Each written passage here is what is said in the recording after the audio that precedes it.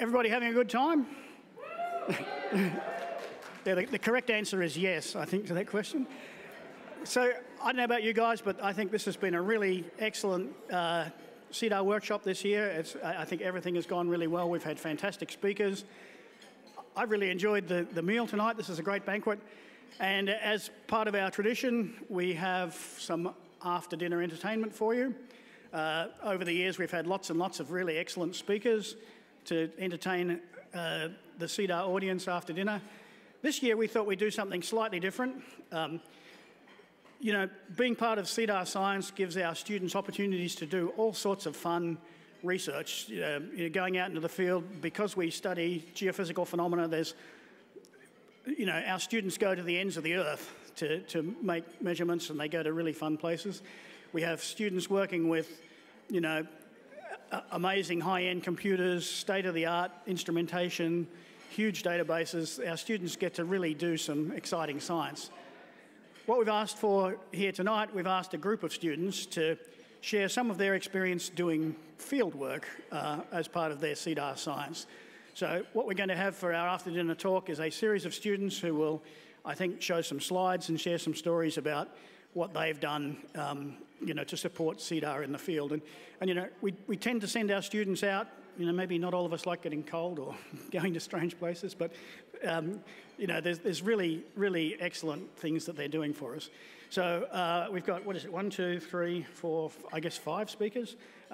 So that they will be running tonight's after-dinner presentation and transitioning between each of them. There'll be an opportunity at the end to ask them questions about their experience, you know, doing science in the field.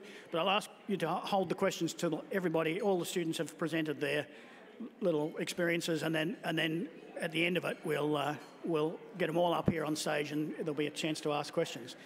So I think we'll start off with our first speaker, Kylie Branning.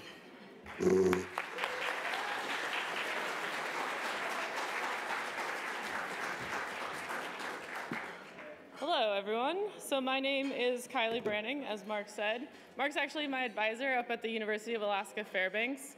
And I've been pretty lucky with my experience with the CEDAR science community and just in general in fieldwork and my research.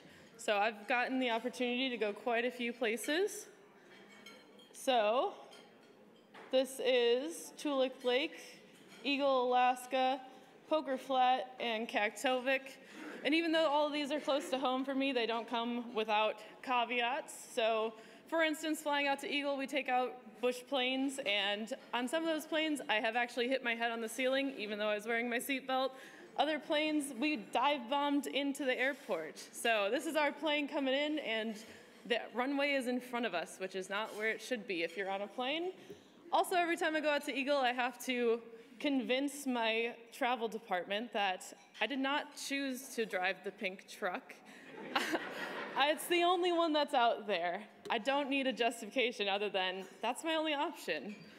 I've also been lucky enough to go out to various places in Scandinavia. So this is KHO Observatory in Svalbard, Abisko in Sweden, and then 2 sites in Finland. And when you're out there, mode of transportation is a little bit different.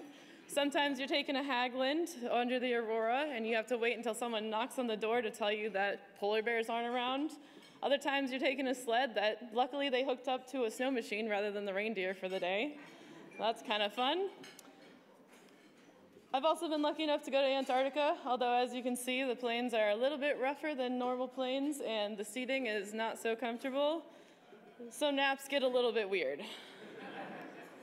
I've had some pretty crazy experiences too. I've gone down to Washington to learn how to survive a crash into the water in case I fly on the plane and it goes down. I've also had to go pick up these suitcases on a 24-hour trip to Vancouver since they did not pass customs when they were mailed. But I've also been lucky to see other people's research in the field that aren't part of the CEDAR community. So down here in Antarctica, we've been able to launch balloons with NOAA and watch the LDR balloons launch, which is a pretty sweet experience. Also learned about some other research that is in the CEDAR community, so super darn. Got to tour that array, see the LiDAR, which I think you'll hear a little bit more about later. I got to go to the touch tank and hold a sea spider, which is the creepiest thing in the world, but also pretty cool. At least the photo came out pretty nice. And of course, tour the big things like the South Pole Telescope. And of course, we get to share our own research too. So there was an eclipse when we were down there, and me and another scientist from the University of Alaska set up our telescope, well, a telescope that we found in a closet. And we were able to show people the eclipse, and safely, hopefully. I don't think anyone got hurt. Don't listen to that, NSF. We've also been lucky enough to present our own research down in these sites. So that's me presenting our New Abisko sites, and then also showing off our McMurdo instrument to some colleagues. And some people say that this is a presentation to me, but I say this was free labor. So I got to learn about ice coring, but I don't know, I think I did most of the manual labor there, so guess that's something. I also did some LiDAR scanning out at McMurdo, and we were studying erosion of McMurdo pretty much, which is kind of cool. None of this fieldwork, though, is possible without the people that support it, so this is just kind of a collage of all the people that I've worked with. So a group out at NASA Langley. This is Dale from our machine shop holding up our double dome system. This is all of our instrumentation for a plane flight where we were imaging rockets. Nick from Battelle came out and helped us build observatories out in Scandinavia. This is me and Miko over the KHO Observatory, just having some fun on a day we didn't launch a rocket. And then also we went and partnered with SGO, the Sedonkula Observatory, and had some fun out there seeing what they do with IceCat.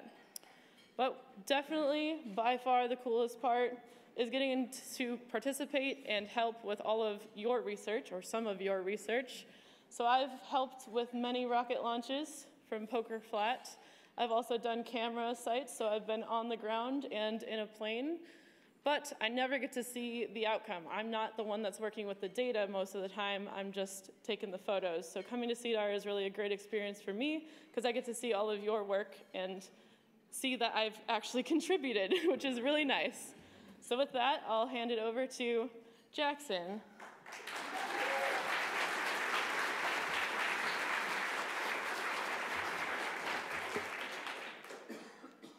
See how this thing works first.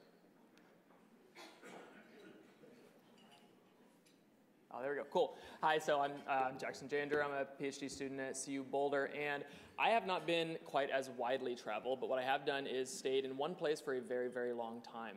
I spent the last year from August 2022 to the first day of November 2023 down at McMurdo Station, Antarctica, operating our LiDAR facility that we have down there, the Irons Boltzmann and the sodium Doppler LiDAR. So that is a total of 441 days, give or plus 1 or 2 if somebody wants to try that math.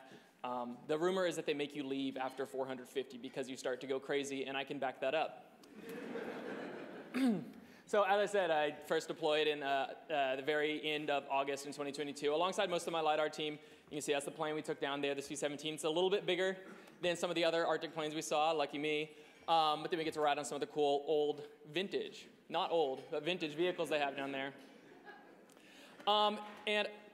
These overlapped on each other, but that's okay. On the very left, you can see our LiDAR building that's there. I covered it up a little bit on accident, but on the right is where the actual magic happens. That's our sodium Doppler LiDAR instrument. So that's the instrument that I lived in a building with for 14 months, essentially. I didn't actually sleep there most of the time. So that's the instrument we ran for a year. Luckily, it did really good. I'll show a little sample of some data later, even though that's not my focus here. But what I wanted to do is I wanted to go over, I always get asked the same 4 or 5 questions, so I thought I'd just answer them all for you. If anyone feels like I'm calling you out for the questions you've asked me this week, trust me, I've heard all these a million times. So the first one I always get asked is, was it cold? And the answer obviously is yes. I think the coldest it got when I was there was minus 85 with the wind chill or something. There's probably quite a few people here that have been down there, and if you have, you probably are familiar with it. Once you get past minus 20, you honestly don't really notice. You're gonna die if you're outside, so you stay inside. Luckily for me, I don't have to work outside. A lot of this other field work is outside, so kudos to all of you. So yes, it is cold, but what I always point out when I answer that question is this: you can always just put on more clothes, but what's really hard is what you're wearing. in the wind. So this is me trying to take a nice photo shoot, and it didn't go right. That's a large hill that I almost got blown down. But this is very cool. This is near our LiDAR site as well. Other question, do I see the aurora? Yeah, I did. Luckily now, it's not as unique of a trait anymore after last month or so, but I did get some really nice views of the aurora. And I'm gonna show you some of the incredible pictures I got my first week or so down there. Yeah, pretty good, right? When I first took these, I was like, oh my God, I saw the aurora. It's so cool. I sent them to everybody. This was on my cell phone. I had no tripod. It's only a 10-second exposure, the longest my old cell phone would do. It's me leaning up against the side of a building, and I think I almost got frostbite for these pictures. Totally worth it, though. But I started to get a little bit better. Again, almost got frostbite here. And then at some point, I actually figured out how to use my camera, and I was able to get some much cooler ones. So I still... That was after, when I say got better with my camera, that's about 5 minutes Googling how to take pictures of the sky. But it works, so use your resources, I guess. So yeah, I got much better at taking these aurora pictures, which is very nice. You see them almost every night we were down there, which is a really cool experience. What I actually thought almost cooler than the auroras was the sunsets in the polar stratospheric clouds you could see, the nacreous clouds you could see on occasion. They're just, you can see the aurora pretty regularly, but these are a really rare sight to get a good view of, so. Did I see any polar bears? I always thought this was a silly question, and then I, this week, asked somebody from Fairbanks if they saw any penguins. So, if you're curious, no, I did not see polar bears. Luckily for the penguins, there are no polar bears down there. But what I did see is the penguins, and quite a few of them. You have to keep your distance, obviously. This is good zoom lenses on these, I promise, NSF. These are Adelie penguins. I only ever saw one emperor very, very far away, but these are Adelies, and that's Ralph the seal is his name. He's a regular. And what do we do down there aside from work? Because when you're down there for 14 months, you can't work the whole time, even though it feels like it. There is other stuff you do. My favorite thing to do would be to go for hikes down there. They have a pretty good recreation department to keep you, it's to help with keeping you sane while you're down there. This is the hike out to Castle Rock. I just want to share a quick story. We decided to hike to Castle Rock in the middle of June, which you can do as long as June being Antarctica's middle of the winter, as long as you wear the right gear and have flashlights and everything. And we decided to step inside. It was very nice weather out. We could even see the aurora. We decided to stop in one of these apples for just a few minutes. And then I made a joke, wouldn't it be funny if it got horrible weather? And then a few seconds later, this is what it was like outside. It was dark. The first pictures I took earlier, it was dark the whole time we hiked, but we got trapped in the apple for about an hour and a half until we were allowed to leave, so. Other stuff there is to do down there. The community is very fun community. We organize our own Jeopardy sessions. They do recreational things like you can climb in a tube and go under the ice. I spent a long time decorating my room with things I find around station, and I even built a Pinewood Derby car, which was it's just very fun to little activities you can get involved in down there. So anyway, finally, I was 441 days later, I was able to leave the ice and had an incredible experience. If anyone ever gets the opportunity, obviously, I strongly recommend that you take it, even if it's not for 441 days. I might suggest not staying that long. But great experience, and we were able to get some really cool data while we were down there. I'm not going to talk about the data, but this is one of the longer runs I got while I was there. So anyway, I should do a couple of my aurora pictures. Thank you for listening to me, but Vincent's going to show you some. He's the real aurora guy, so listen to what he has to say.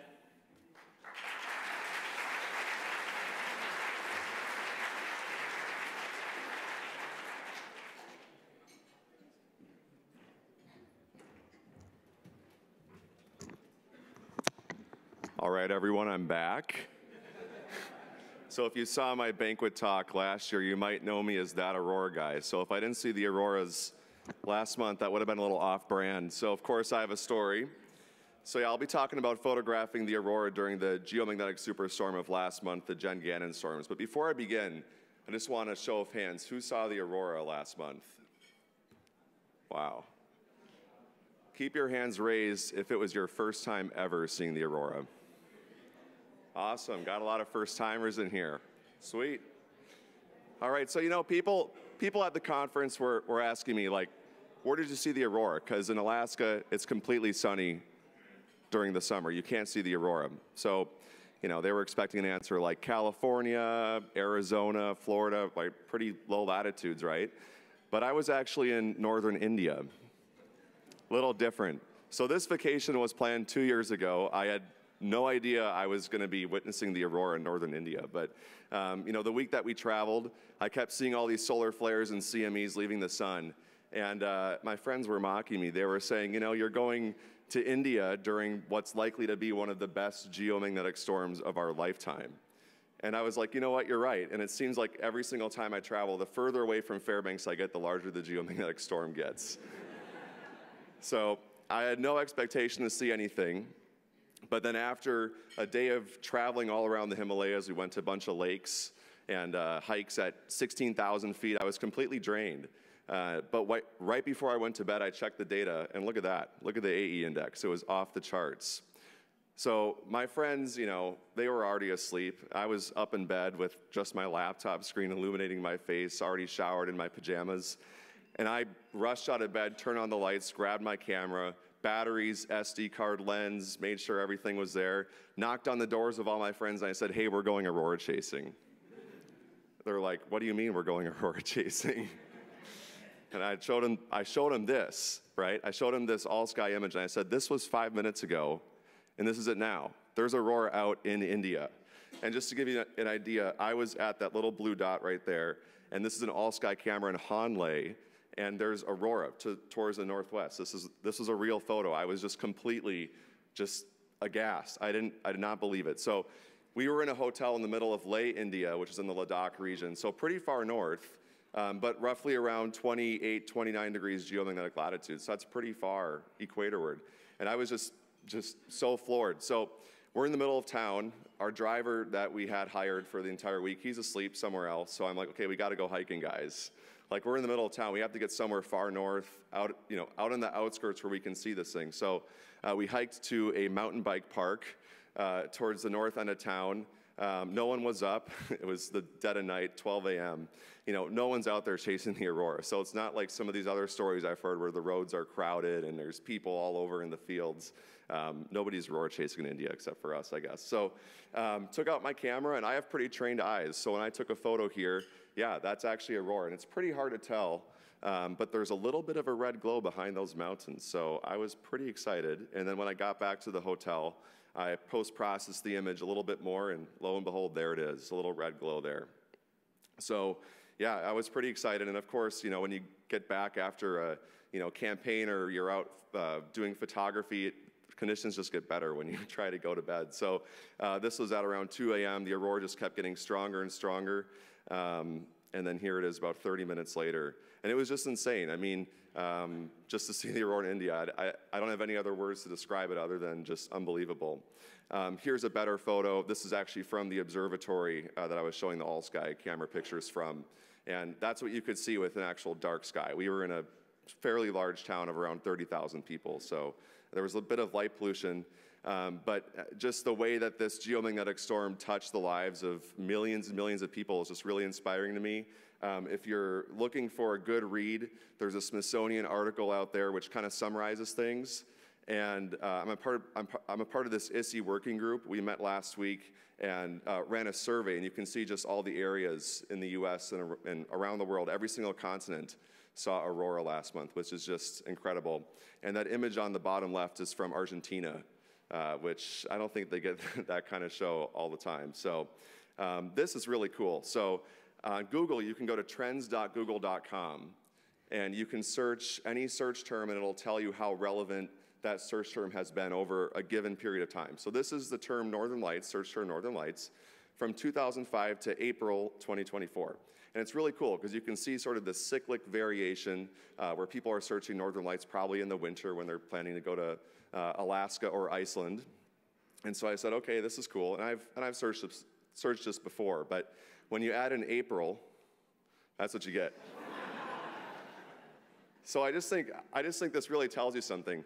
This geomagnetic storm touched the public. I mean, this is an opportunity for us really to leverage. You know, we're trying to encourage people to care about our field and care about space weather, and I think it's a perfect time to strike while the iron's hot. So it's a great time to be a heliophysicist, and for more aurora photos, I'll hand it off to Andrew.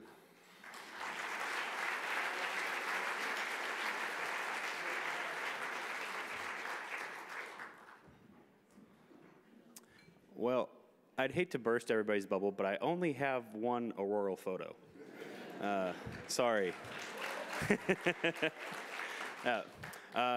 Good evening, everyone. My name is Andrew Pepper. I'm a graduate student in Clemson University. And that's actually critical for this story because that's the whole reason that I get to go into the field. If you know, Clemson is well known for the Chemical Tracer program. And I've been fortunate enough in my time as a graduate student to be able to go out and support multiple rocket launches. And in fact, what I'm showing here on the left is actually a picture that I took in my first night in the field.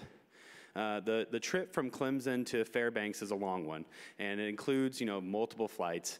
And I can remember getting into Fairbanks, being rushed to Poker Flat because the rocket that I'm going to write my dissertation on, Inca, was integrating and needed to be ready within days. And I remember getting there, rushing to Poker Flats, and starting to work on the rocket, and everybody saying, stop, stop, stop, you have to go outside. And of course, this is March 5th, 2022, the night of the LAMP mission launch. And I remember walking outside and thinking to myself, yeah, I'm in the right place. But one thing to remember when students are going into the field is that it's hard on multiple people. Obviously, the students themselves, but also their family and friends and even pets. So if you know me, you know that I'm a huge dog lover, and this is Captain. This is the best dog in the world, and I'm sorry to the other pet owners. I won't be taking questions at this time. I did hear that Mark's like, oh, we'll have question and answer after. I'm like, oh no, but that's Captain, and so it can be hard to be away from family and friends. So when Dr. Miguel Larson and Dr. Gerald Laymacher came up to me and asked, Andrew, we need a camera operator in Andenes, I said, of course, sign me up. When do I go? A few months later, we, of course, go on this track, and it's time to pack up the crates with all of our camera gear and take off away. And the flight from Clemson to Andenes is somehow longer than from Clemson to Fairbanks, even though you'd think, like, distance-wise, maybe it's equidistant, same amount of time. Not the case. But I get there, and I wake up the very first day in Andenes, and I see this lovely, rocket out here out the window of the back because I arrived in a snowstorm late at night. And I see that, and I go, okay, nice. And I continue on, and, the window is getting ready to open for the sounding rocket launch in about 5 days. And I tried my hardest to go out and find a camera site set up.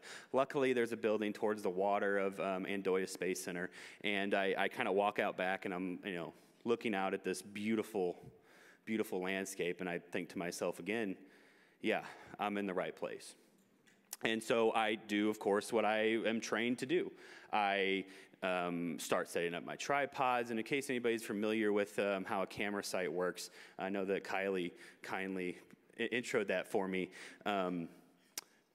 You quickly get your camera set up. Some of these boxes are temperature controlled, and you do your best to get it up as quickly as possible so that you can test before the actual launch window opens. And Dr. Larson pulls me to the side as I'm just finished setting up the tripods, and he goes, Andrew, just so you know, we are right by the water, and the wind coming off of the water is really difficult to handle sometimes. So you're going to want to mount and anchor each tripod to the ground. I go, no problem, Dr. Larson, I got this. So I take something that looks like the image on the right, and I start going out there. And it's very cold, obviously. There's snow on the ground. And I have this anchor, and I don't have any other equipment with me, and I have to get this anchor into the ground. And if anybody's tried to drill into frozen ground, it's rather difficult, okay? And I'm trying everything. I'm thinking to myself, I'm a scientist. I can do this. There has to be a way. There has to be a way. And so I'm moving snow. I tried every trick in the book. And I'm just ready to give up. I'm obviously on my knees trying to get, this first one mounted. I've been at this for 2 or 3 hours. And lo and behold, this dog comes up, okay? And I don't know where the dog's from. I have no idea. But I'm like a welcome sight. I'm like, oh, this is lovely. Thank you, universe, for giving me something to smile about in this moment of terror, because I'm going to have to go tell Dr. Larson I can't get the camera site set up. And a couple of paces behind the dog, his owner comes up, and his owner asks me, do you need any help? Yes, I would love some help. This is, fantastic. And so this man, who I don't remember his name, to be completely honest with you, takes me to the machine shop at Geospace Center and puts in my hand a fully electric-powered drill with maybe a, I don't know, foot-inch drill bit on the end. And he goes, "Here, this should help." Boy, did it. I had that mounted and ready to go in maybe, I don't know, 25 minutes after I, figured out how to use the drill and everything. But I got it mounted. I got the camera boxes set up. Never had to tell Dr. Larson what really happened. And everything was great. And of course, this beautiful background was even better. And so it's a happy ending to the story. We get to launch the rocket, take cool pictures of chemical tracers. That's TMA, in case anybody's wondering. And yeah, that's my stories from the field. And so I know we have one more, and that's Sophie Phillips.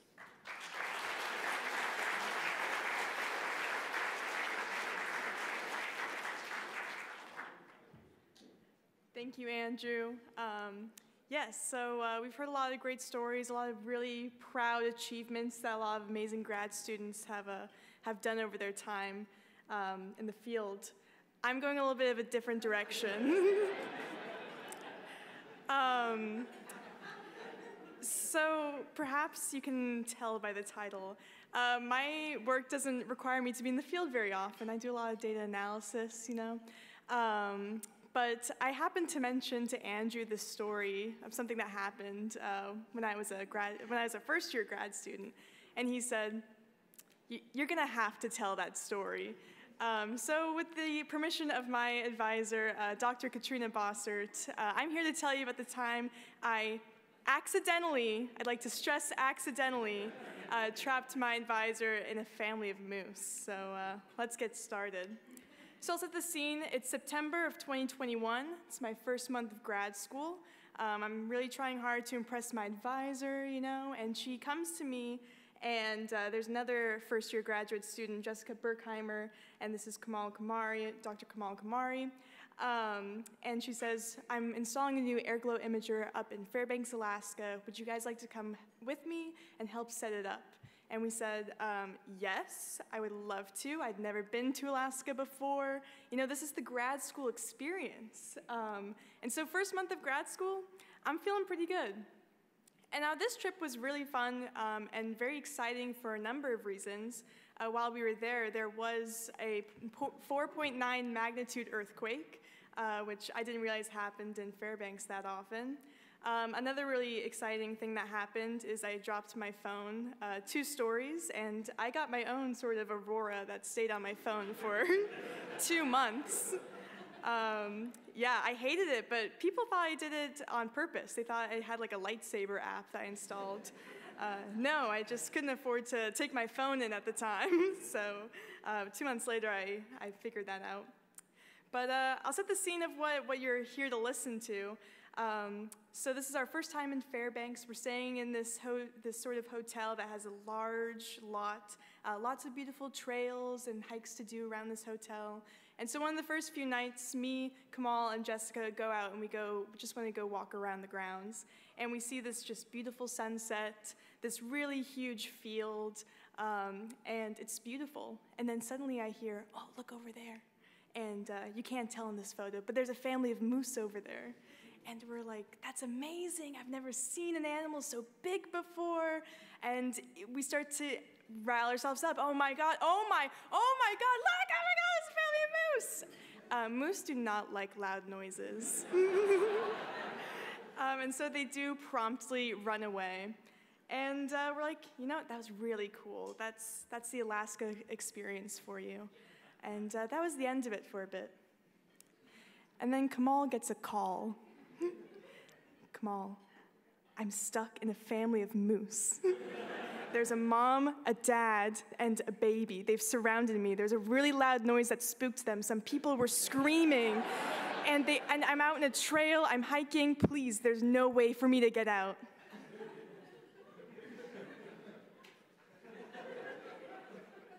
So we look at each other and we think that may be our fault. And then everyone goes into panic mode. Jessica runs to the front desk to go ask for help. Kamal's on the phone. She's talking to her. She's trying to, keep her a little bit sane and trying to say, you're going to be okay, you're going to be okay. I just stand there. I'm not great in a crisis. And Jessica comes back. I think she has bear spray, thinking maybe that will help. But after about 10 minutes or so, the moose gets startled by something else, and there's a clearing. And the whole time I'm there, I'm just thinking, how scary might it be to just be surrounded by a family of moose?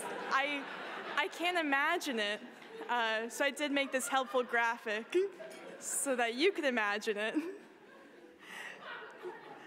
But eventually, after 10 minutes or so, we see Katrina come through the trail. She's safe. We didn't do anything to help her, but we did put her in danger. But luckily, the airglow imager was installed. She was saved, and that is the time I accidentally trapped my advisor in a family of moose and did not get fired. Thank you. Thank you. Yeah. Yes. And so I think with that, we'll take questions. Maybe not me, but everyone else will take questions. Actually, before the questions, I do have a serious request for the audience here. Andrew shared his story about the problem with his camera, so I have to ask everybody, please keep it a secret from Miguel. He can never know. But we've got some microphones here if anybody has any questions for our students. It really is an example of just the fantastic opportunities that our community can provide for all of us working in the field, students or otherwise. But as students do a lot of this work, and I get Kylie to do all sorts of things for me, but I can't imagine asking her to do something that would take 14 months to complete. But questions?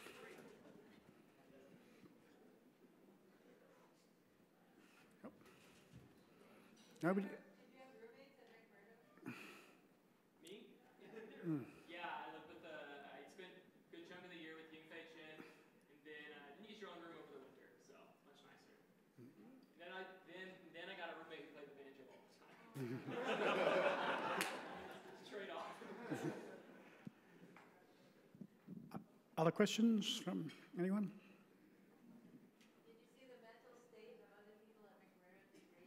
I think I was on the better end of things. So, yes. I don't know if anyone heard that. The question was, did you notice a decline in the mental state of the people around you in Antarctica for over 14 months? And the answer was yes. And I'm also seeing a flashing sign on here saying, if you answer a question, use the mic on the podium. There's a Wikipedia page for something called T3 syndrome, which is where the medical term for starting to lose your mind a little bit. And so anytime anybody, it makes you like trail off mid-sentence and stuff. And so everyone, towards the end of the season, everyone just doesn't finish their sentences, and everyone else nods and understanding all the time. So, well, or you can also use it as an excuse if you forget something. You say, well, it's T3, what are you going to do? Oh, there's a question back there. Don's coming for you. Can you wait for the microphone? Yeah, hold for the microphone.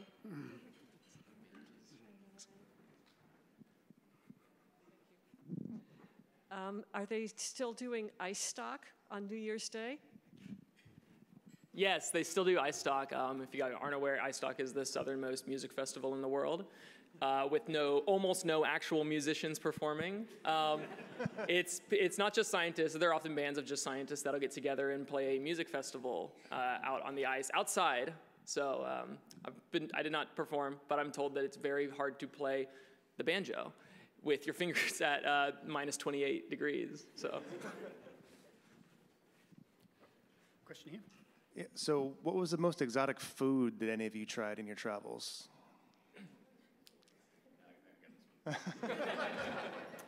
So when I was in Andenes, I got to try reindeer. Not as bad as I thought it was going to be. I was off-put at first, but I was happily surprised. I'll say as someone who doesn't eat exotic food, I've also had reindeer and was pleasantly surprised. I've also had whale, actually, too, and that was pretty good as well.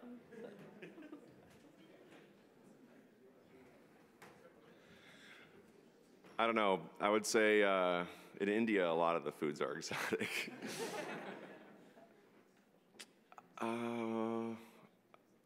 We had I don't even know what it was, but it was some type of snake in India. That's probably the most exotic thing I've ever had.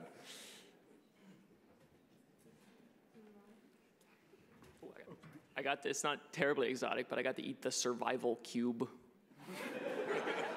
Which is what I guess you eat if you're stuck in the snow.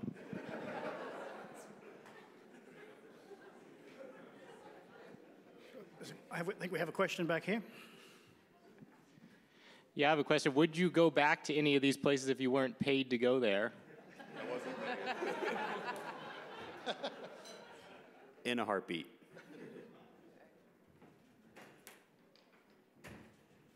I think the list would be shorter if I just say the places I wouldn't go back to, and that's, I would go back to all of them.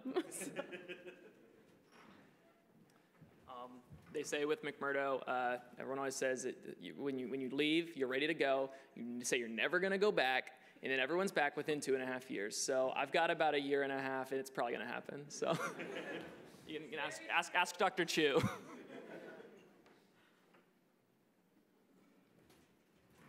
More questions?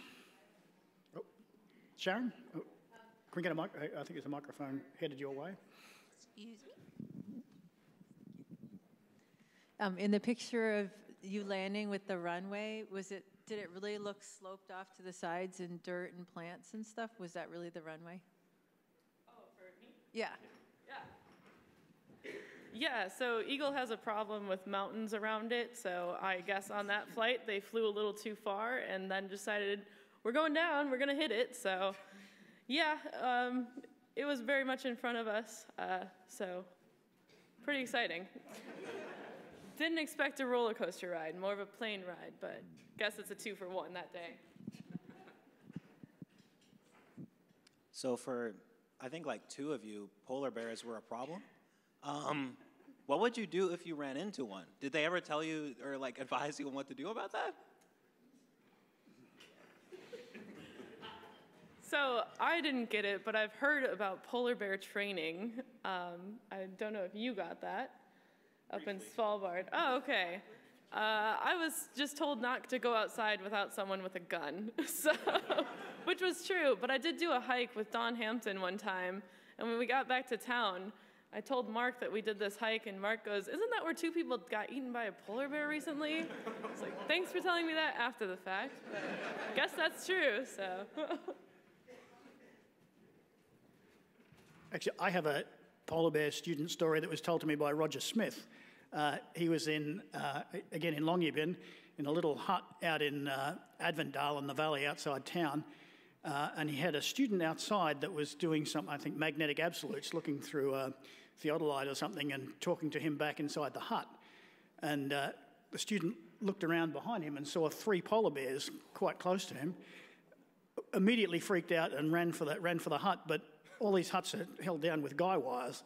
So in trying to get back to the hut, he completely tripped over the guy wires and landed flat on his face before being able to escape from the polar bears. So I guess they looked at the footprints later and realised the polar bears had actually been watching this guy for quite some time. Not really interested in eating them, but just trying to figure out what was going on. More questions for the students anywhere? We could just start walking up and handing the microphone to people. Mm-hmm. Well, if there's no more questions, oh, we have another question from Sharon.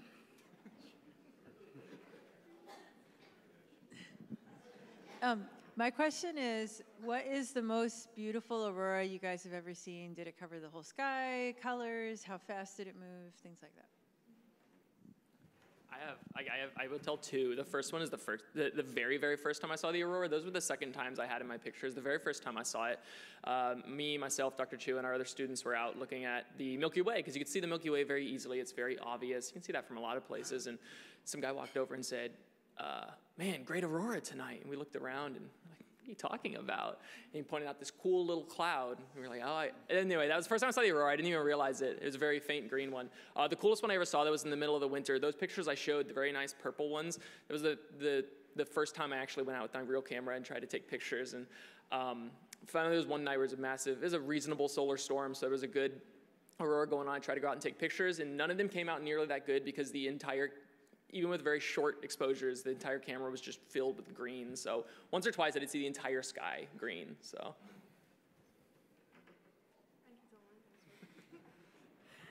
My story definitely isn't going to be as good of a story as everyone else's, but the first and probably like best time I saw the aurora was on that same trip that I was describing to you. Me and Kamal were doing a overnight run for the LiDAR to see how it worked. And so I remember Jintai was like, come up to the roof, and we're like, well, what are we looking at? And then after 20 minutes, your eyes adjust, and then you see that really faint green glow that just gets brighter and brighter, and so that was amazing. And then, funny enough, on that run, we did fall asleep, and we were told that, I don't know if anyone's ever used that futon before. You guys are the first ones to actually fall asleep on it, but that was my first time. I've seen the aurora many, many times, probably over in the past 2 or 3 years, probably over 200 times, maybe 100 times. I have the dates. March 23rd, 2023 is probably the best one I've ever seen. That was a KP7, I want to say, from Fairbanks. It was just amazing. April 24th, 2023 was pretty good. November 8th, 2023, also really good. But I think the March 23rd one was really special because that night I had a workshop out. So I had 6 other people, 6 photographers that I was sort of taking around Fairbanks and showing them the aurora. And there was one person who landed that night, and they were just there for one night. This was the last night of the workshop. And we're all just ecstatic because we've been there the entire week. So we've seen sort of like the full range of auroras, from just a little glow where you can barely see it to your eyes. It's only visible on camera, to March 23rd, which was the best aurora I've ever seen. So this person, she's from Florida. People are laughing.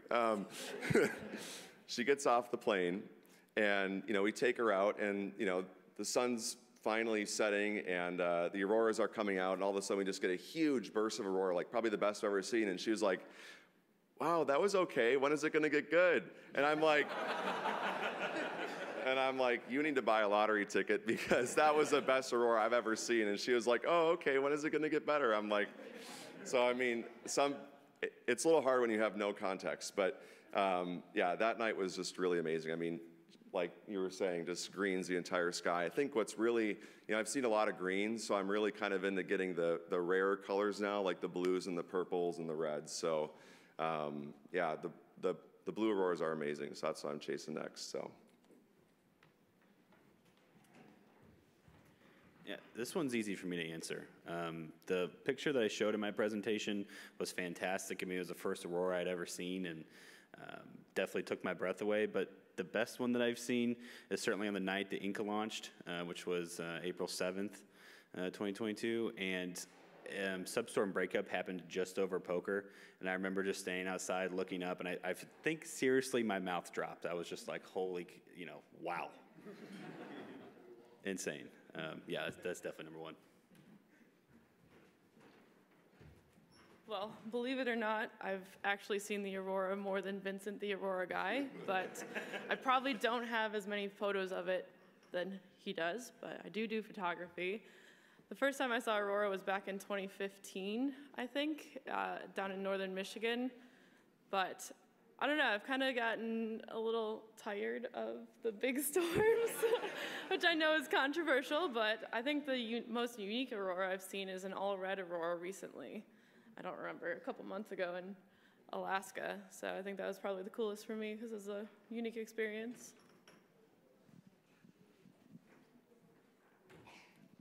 Okay, any further questions for the students?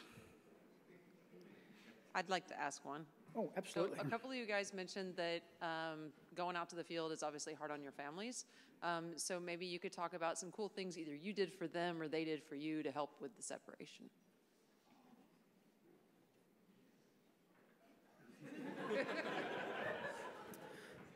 Well, I would routinely get to the camera sites, set everything up, get all the computers turned on and cameras operational. And the first thing that I would do as I walked inside was call my wife, of course. And I did that like every day for, oh man, what was the Inca window? Like 2.5 weeks or something. We extended it. And that became like a norm. So, you know, daily calls, Snapchat pictures back and forth, of course, you know, staying in touch as best you can. And also it was really cool because we, you know, live stream like the countdown clock. So, you know, I would call my wife, my friends back in St. Louis and South Carolina and be like, hey, tonight might be the night. If you guys know anything about sounding rockets, it's almost never that night. So, yeah, sometimes you're waiting a while.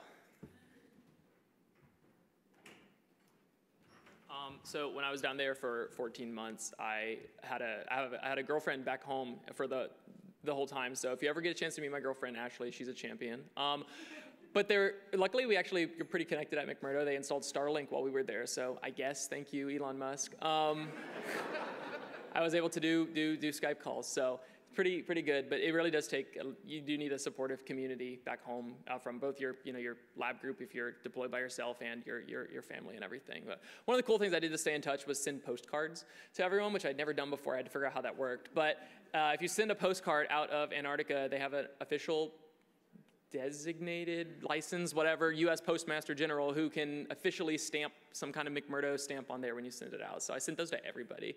It's the cheapest little souvenir you can send anybody, 25 cents, so.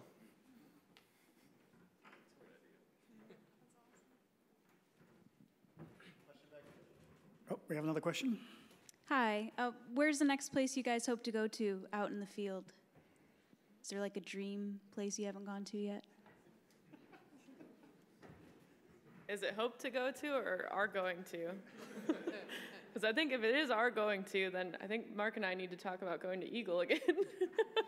We got some issues out there, but we are also installing more instruments in Scandinavia, so I think I'll be back out there, please.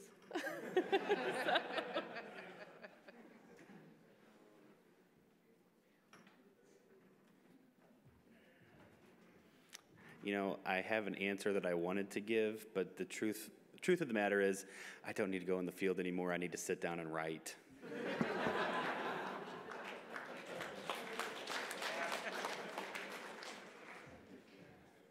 I would honestly say Svalbard for me. That's been on my radar for many, many years. So if I could go anywhere for field work, that's where I would go. But you need to sit down and write. Woohoo!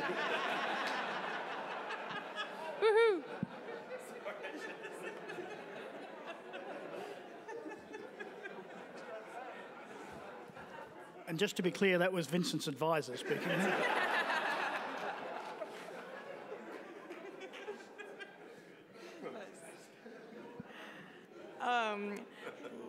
Like I said, I don't do field work, but I'd love the chance to go to Antarctica one day, so fingers crossed that someday I'll get to go. So I'll throw my hat in here. I'd like to I've been to the Southern Pole for a long time. I'd like to see somewhere up north. There's plenty of good options. I'm not staying for 14 months. Hey, I heard the plane rides are pretty long. Plenty of time to write. You know, don't forget about the equator. I'd like to change my answer. I want to go somewhere warm.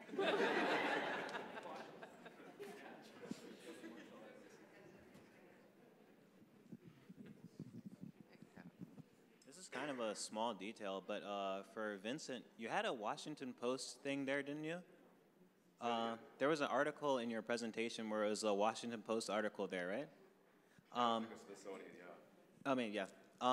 I read that, and during the time where there was the Northern Lights at in Virginia and Michigan and stuff, I missed it because I had so much to do, and I read that and I was like, there's still chances. So thank you for that. It was cloudy in D.C.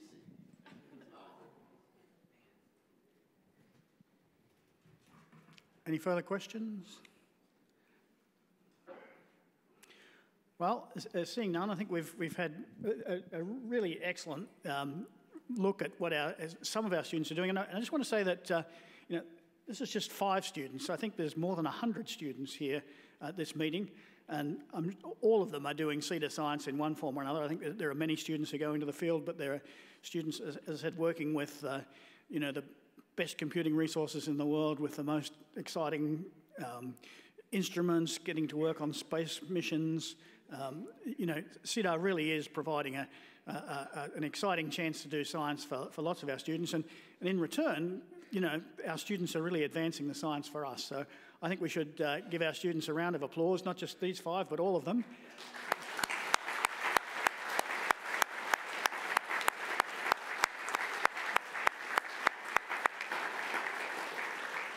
And with that, I will let you enjoy the rest of your meal. I guess I should, once again thank CPAS for helping organise this banquet, and the staff here. And I really want to thank the audio-visual people. The audio-visual side of this conference has been fantastic.